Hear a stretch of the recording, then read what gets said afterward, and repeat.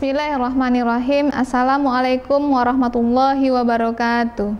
Alhamdulillah, tsumma alhamdulillah, Allah masih memberikan nikmat kepada kita, nikmat iman dan nikmat keistiqomahan kita untuk terus berada di jalan Islam ini. Mudah-mudahan juga kelaknya Allah mematikan kita dalam keadaan husnul khotimah. Salawat teriring salam kita kirimkan kepada baginda Rasulullah, Nabi besar kita Nabi Muhammad SAW, dengan lafaz Allahumma sholli ala Sayyidina Muhammad wa ala ali Sayyidina Muhammad. Semoga di yaumil akhir nanti kita mendapat syafaat dari beliau. Amin amin ya rabbal alamin. Baiklah pemirsa yang dirahmati oleh Allah, pada sore yang berbahagia ini, menjelang waktu berbuka ini, kita sharing sedikit terkait dengan bagaimana fase kehidupan kita yang akan kita jalani di atas dunia ini sampai kita menghadap Rabb kita. Maka kita perhatikan pada Quran surat Al-Baqarah ayat 28 dikatakan, A'udzubillahi minasyaitonirrajim, Bismillahirrahmanirrahim, Kaifa ta'furuna billah wa kuntum amwatan fa ahyakum summa yumitukum summa yuhyikum summa ilaihi turja'un. Maka dikatakan oleh Allah, bagaimana manusia itu bisa ingkar kepada Allah padahal awalnya manusia itu amwat, mati, kemudian Allah yang menghidupkan, kemudian Allah yang mematikan, dan kemudian Allah membangkitkan manusia itu kembali, dan kepada Allah lah manusia itu akan kembali. Maka kita perhatikan dari Al-Quran surah Al-Baqarah ini, ternyata manusia itu dia memiliki beberapa fase kehidupan. Nah, kita perhatikan dikatakan oleh Allah wa kuntum amwat, padahal awalnya dia mati. Berarti di sini dikatakan bahwasanya fase yang pertama yang kita jalani itu adalah ada yang namanya fase alam rahim. Kita berada dalam rahim ibu kita. Nah, masing-masing diri kita sudah melewati fase itu. Nah, kemudian dikatakan oleh Allah juga summa yuhyikum, kemudian Allah menghidupkan, ya. Nah, di sini dikatakan berarti kita sudah berada di atas dunia.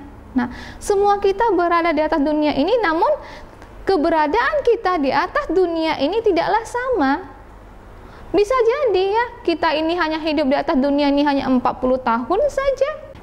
Bahkan ada yang 50 tahun saja, atau sampai 70 tahun. Nah, masing-masing kita berbeda-beda di sini menjalani kehidupan ini, di dunia ini.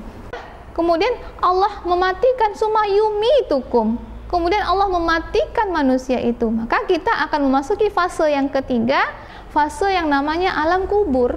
Ya. Maka di sini sebesar apapun rumah kita, kita tetap akan kembali kepada alam kubur yang besarnya itu paling 1,5 meter kali 2 meter. Maka di sana ketika jasad kita hancur, tapi posisi kita masih menunggu ketika kiamat akan datang. Nah, apakah selesai perjalanan manusia? Ternyata belum. Kemudian kita akan menuju kepada fase yang keempat, Allah membangkitkan manusia itu kembali. Allah mengumpulkan, yang keempat itu adalah ketika Allah mengumpulkan semua manusia itu di padang mahsyar. Jadi manusia pertama sampai manusia terakhir itu Allah kumpulkan di padang mahsyar, ya, seperti anak panah yang disusun di dalam wadahnya. Dan di padang mahsyar nanti kita akan berkumpul di situ 50.000 tahun lamanya. Dan selama 50.000 tahun itu Allah gak peduli dengan kita. Maka ketika kita hidup di atas dunia ini 50 tahun, 60 tahun, kemudian kita berada di padang mahsyar itu 50.000 tahun, itu adalah bukan waktu yang sedikit. Nah, apakah selesai perjalanan manusia? Belum ternyata pemirsa. Kita perhatikan baru kita memasuki fase yang kelima, ya. Kita akan meniti yang nama titian as-sirat, yang dikabarkan di situ adalah titian as-sirat itu seperti rambut yang dibelah 7. Maka barulah kita bertemu dengan Rabb kita. Maka dikatakan oleh Allah, kaifa ta'furuna billah.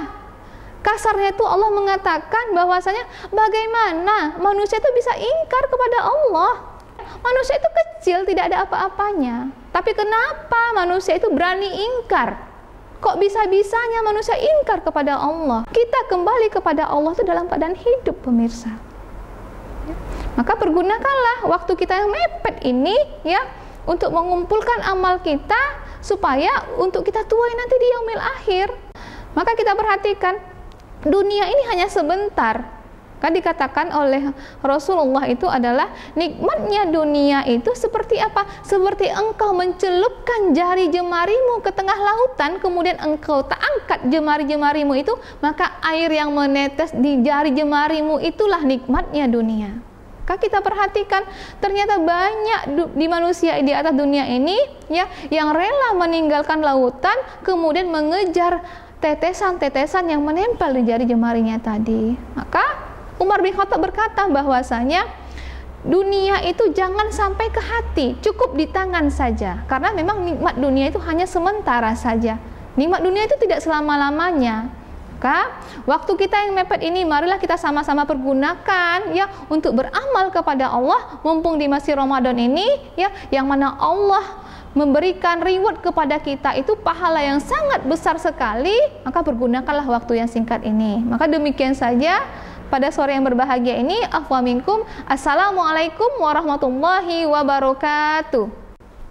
Allahu Allah